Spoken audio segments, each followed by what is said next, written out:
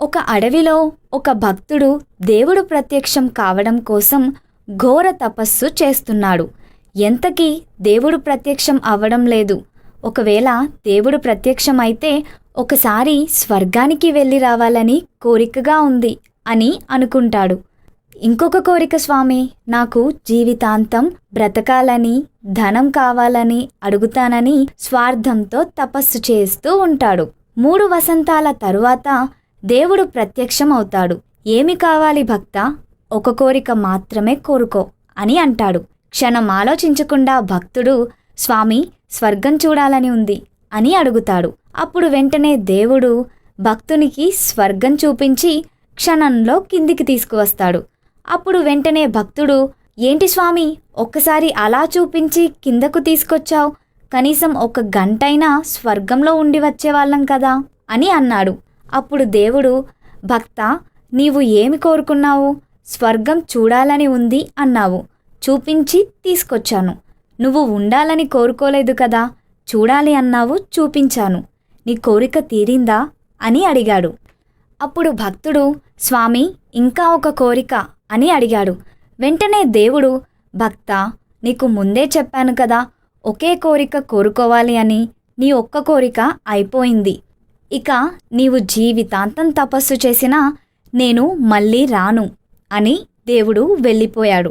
స్వార్థంతో చేసేది భగవంతుడి పూజ అయినా సరే ఆ ప్రతిఫలం సంతోషాన్ని ఇవ్వదు.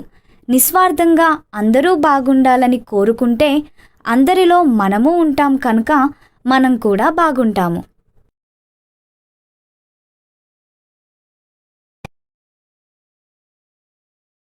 రామయ్య, కృష్ణయ్య ఇద్దరు మంచి మిత్రులు.